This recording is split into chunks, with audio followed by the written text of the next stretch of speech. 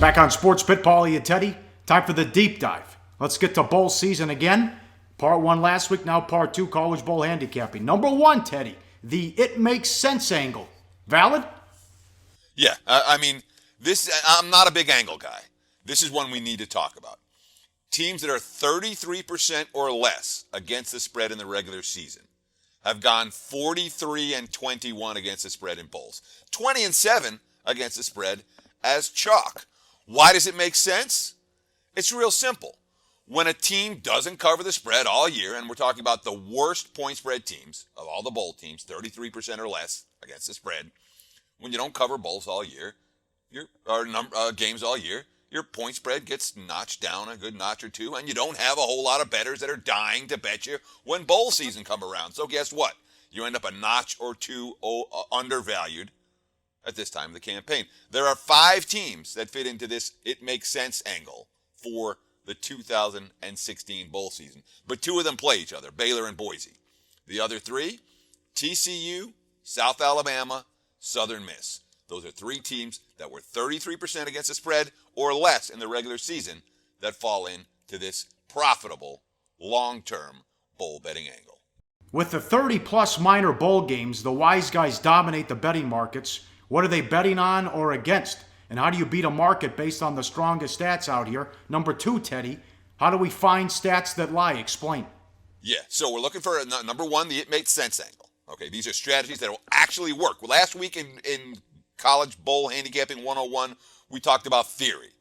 This is practice right now, okay? This, as you say, what's your number 1 goal for the entirety of bowl season? Find stats that lie. And especially, there's 30-plus minor bowl games this year. The wise guys, as you mentioned, dominate the markets. So what are they betting on or against? Statistical profiles. How do you beat a market based on the strongest stats out there? Simple. You find the stats that are wrong. You find the stats that lie. You can find them all over the place. Let's talk about strength of schedule, something that people always focus on.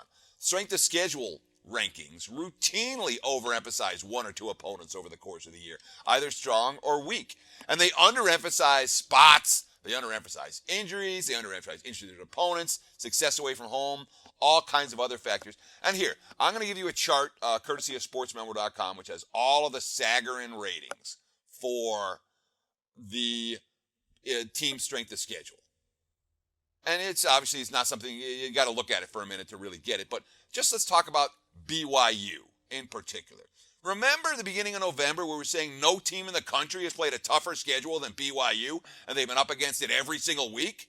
You know where BYU graded out? They graded out number 72 in strength of schedule because they played a bunch of weak opponents late. And at the end of the season, the win over Arizona didn't look as good as it did early in the campaign, et cetera, et cetera.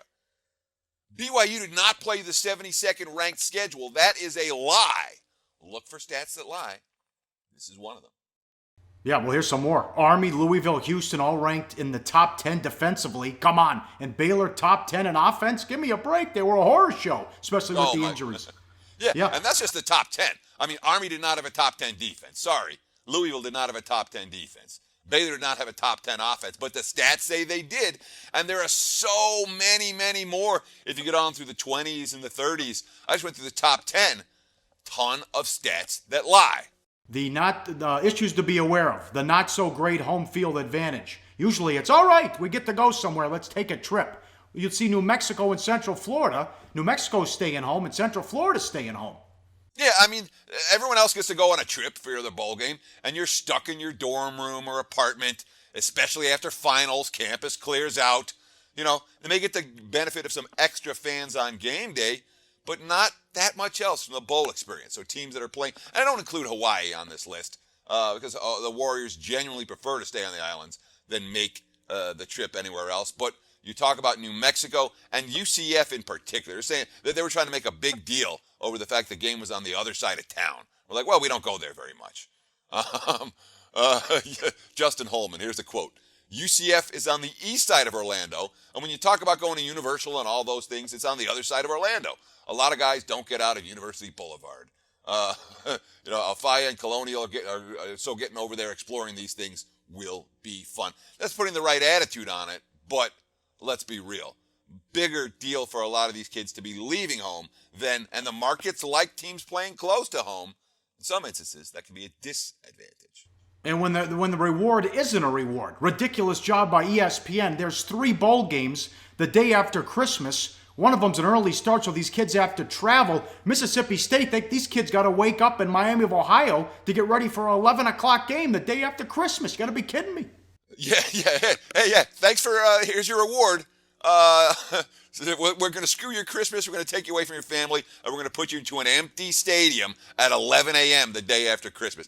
I mean, how many players from Maryland and Boston College consider Christmas weekend in Detroit to be something that has to get crossed off of their bucket lists? And remember, if it's not a reward for the players, it's not going to be a reward for the fans. All right? Lots of early kickoffs in that week between Christmas and New Year, December 26th to 30th.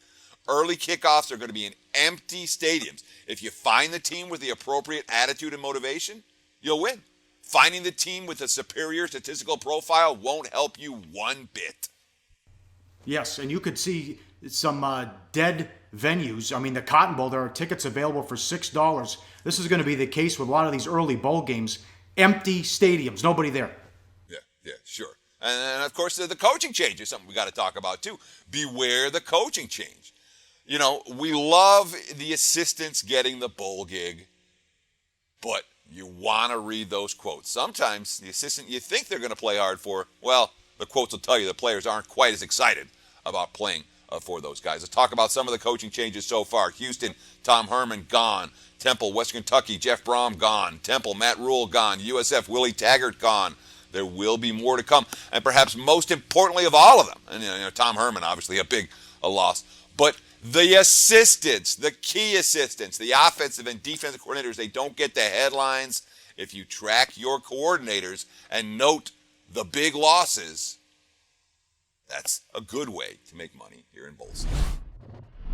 Go to SBRodds.com. Browse, compare, and shop live odds available at top online sportsbooks.